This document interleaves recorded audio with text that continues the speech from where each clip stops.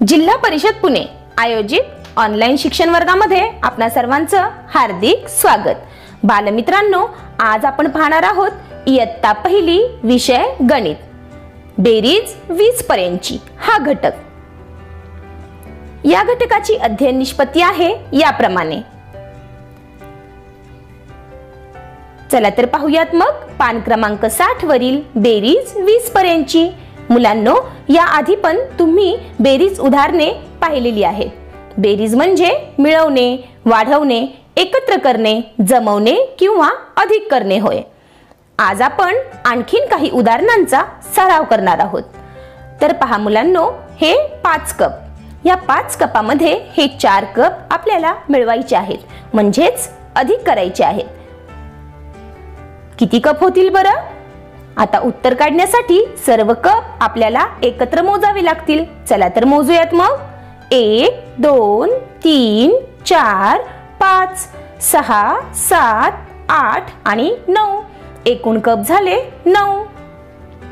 हेच गणित उभ्या मांडणीने कशा पद्धतीने करतात पहा। 5 अधिक 4 बरोबर 9। मुलांनो, हेच उदाहरण आपण एका वेगळ्या पद्धतीने पण करू शकतो। कसं ते पहा। आता हे 5 कप आहेत, हे 5 कप आहेत, आपल्याला माहिती आहे हे कप पुन्हा मोजायचे नाहीत। या 5 कपाच्या पुढे आपण 4 कप मोजायचे। 5 च्या पुढे हे 4 कप मोजल्यानंतर आपल्याला एकूण कप संख्या मिळते। कसं ते पहा। 5 च्या पुढे आपण मोजूयात आता 6 7 8 9। पहा मुलांनो, उत्तर मिळालं 9। अशा पद्धतीने कमी वेळामध्ये आपण बेरीज उदाहरणे सोडवू शकतो। पुढचं उदाहरण पहा। 8 किटल्या, त्याच्यामध्ये आपल्याला मिळवायच्या आहेत 5 किटल्या, म्हणजेच अधिक करायचं आहे आणि उत्तर या ठिकाणी मांडायचं आहे। आता आपल्याला बेरीज करायची आहे, म्हणजे सर्व किटल्या आपल्याला मिळून मोजावे लागतील। चला तर मोजूयात मग। 1 2 3 4 5 6 7 8 9 10 11 12 आणि 13, एकूण किटल्या झाल्या 13। आपल्याला उत्तर मिळालं 13। हेच गणित आपण उभ्या मांडणीने कसं करायचं। 8 अधिक 5 बरोबर 13। हेच उदाहरण आपण वेगळ्या पद्धतीने पण करू शकतो। कसं ते पहा। या 8 किटल्या आहेत, हे आपल्याला माहिती आहे, या पुन्हा मोजायच्या नाहीत। या 8 किटल्यांच्या पुढे आपण या 5 किटल्या मोजायच्या, म्हणजे आपल्याला एकूण किटल्यांची संख्या मिळेल। 8 च्या पुढे मोजूयात पहा। 9 10 11 12 आणि 13, अशा पद्धतीने आपल्याला उत्तर मिळालं 13। आता पुढचं उदाहरण पहा मुलांनो। या 10 काड्या, या 10 काड्यांमध्ये आपल्याला 3 काड्या मिळवायच्या आहेत, म्हणजेच अधिक करायचं आहे। या 10 काड्यांच्या पुढे आपण 3 काड्या मोजूयात। या 10 काड्या आणि या 11 12 13, 10 च्या पुढे 3 मोजल्यानंतर आपल्याला उत्तर मिळालं 13। हेच गणित आपण उभ्या मांडणीने कसं करू शकतो। 10 अधिक 3 बरोबर 13।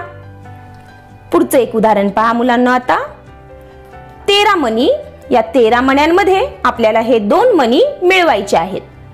आता या 13 मण्यांच्या पुढे आपण 2 मणी मोजूयात। 13 च्या पुढे 2 मोजायचे आहेत। 14 15, उत्तर मिळालं 15। हे गणित आपण उभ्या मांडणीने कसं करू शकतो। 13 अधिक 2 बरोबर 15। आता मुलांनो, बेरजेची गोष्ट ऐका। एकदा काय झाले, यश घरी गोष्टीची पुस्तके वाचत होता। बाबा घरी आले, यश पुस्तक वाचत आहे हे पाहून त्यांना खूप आनंद झाला। त्यांनी यशला जवळ घेतले। यश बाबांना म्हणाला, बाबा, माझी 7ही पुस्तके वाचून झाली। बाबा म्हणाले, अरे वा, खूपच छान। बाबांनी खुश होऊन यशला आणखीन 4 पुस्तके दिली। यशला खूपच आनंद झाला। आता यशकडे किती पुस्तके झाली असतील बरं? सांगा मुलांनो, किती पुस्तकं झाली असतील यशकडे? चला आपण करूयात गणित हे। यशकडे आधी किती पुस्तके होती? 7. बाबांनी यशला बक्षीस म्हणून किती पुस्तके दिली? 4. यशकडे एकूण किती पुस्तके झाली हे आपल्याला काढायचं आहे. यासाठी आपल्याला आधीची 7 पुस्तकं आणि नंतरची 4 पुस्तकं मिळून मोजायला लागतील. या 7च्या पुढं आपण 4 मोजायचे. चला तर मोजू मग. या 7च्या पुढं 8, 9, 10, 11 मिळून पुस्तकं झाली 11. म्हणजे यशकडे एकूण 11 पुस्तकं झालीत. हे गणित उभ्या मांडणीने करूयात. 7 अधिक 4 बरोबर 11. यशकडे एकूण 11 पुस्तके झाली. मुलांनो, अशा पद्धतीने आपण बेरीज उदाहरणांचा सराव केला आणि आणखीन काही नवीन प्रकारची उदाहरणे पाहिली. पाठ पाहिल्याबद्दल सर्वांचे मनपूर्वक धन्यवाद. Thank you very much.